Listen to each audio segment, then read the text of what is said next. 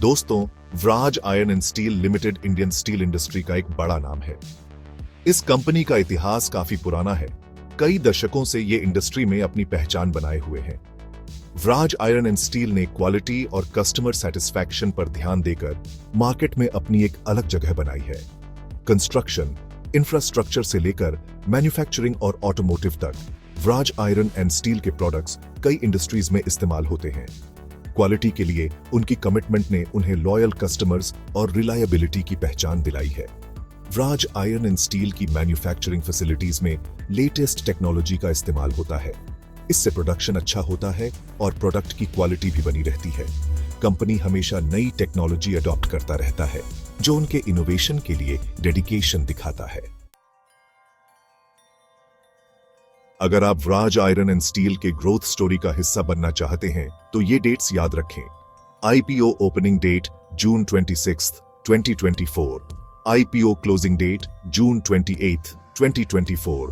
Basis of allotment date July 1, 2024। Refunds initiation date July 2, 2024। Credit of shares to demat accounts date July 2, 2024। Listing date July 3, 2024। और वही एक lot के लिए आपको 14,904 रुपये देने होंगे, जिसमें कुल 72 शेयर्स मिलेंगे। इन डेट्स से आपको आईपीओ में पार्टिसिपेट करने का पूरा टाइमलाइन पता चल जाएगा। इस इन्वेस्टमेंट अपॉर्चुनिटी का फायदा उठाने के लिए इन डेट्स का ध्यान रखना बहुत जरूरी है।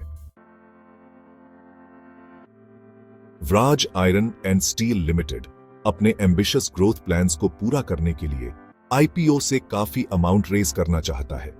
आईपीओ साइज 171 करोड़ अमाउंट होने का अनुमान है।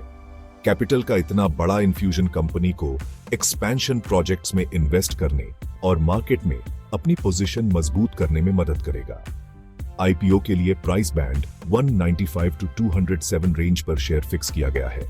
इन्वेस्टर्स इस प्राइस रेंज के अंदर शेयर्स के लिए बिड कर सकते हैं। Final issue price market demand और दूसरे फैक्टर्स को देखते हुए डिसाइड किया जाएगा।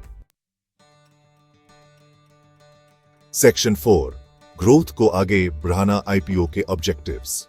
वराज आयरन एंड स्टील के आईपीओ का सबसे बड़ा ऑब्जेक्टिव है कैपिटल रेज करना एक्सपेंशन के लिए।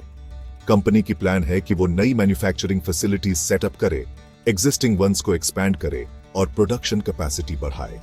इस एक्सपेंशन से वराज आयरन एंड स्टील इंडिया और इंटरनेशनल मार्केट्स में स्टील की बढ़ती डिमांड को पूरा कर पाएगा। आईपीओ का एक और अहम ऑब्जेक्टिव है डेट कम करना। कुछ प्रोसीड्स का इस्तेमाल करके एग्जिस्टिंग लोन्स चुकाकर वराज आयरन एंड स्टील अपनी फाइनेंशियल पोजीशन मजबूत करना चाहता है और इंटरेस्ट एक्सपेंसेस कम करना चाहता है। इससे कंपनी की प्रॉफिटेबिलिटी बढ़ेगी और शेयर होल्डर्स के लिए वैल्यू क्रिएट होगा। सेक्शन 5, फाइनेंशियल हेल्थ नंबर्स का खेल। वराज आयरन एंड स्टील का फाइनेंशियल परफॉर्मेंस हमेशा से स्टेडी रहा है।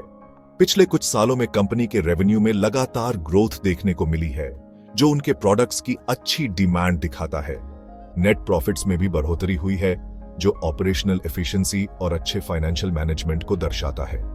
कंपनी का अर्निंग्स पर शेयर या ईपीएस अच्छा रहा है, जो शेयर होल्डर्स के लिए प्रॉफिट जनरेट करने की क्षमता दिखाता है। वराज आयरन एंड स्टील का अच्छा फाइनेंशियल परफॉर्मेंस उनके रोबस्ट बिजनेस मॉडल और एक्सपीरियंस्ड मैनेजमेंट टीम की वजह से है।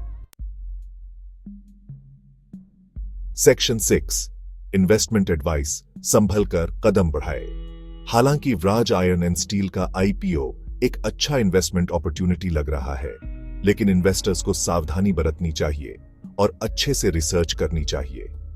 इन्वेस्ट करने से पहले कंपनी के फाइनेंशियल स्टेटमेंट्स को ध्यान से एनालिसिस करें, उनके बिजनेस मॉडल को समझें और फ्यूचर प्रोस्पेक्ट्स का असेसमेंट करें।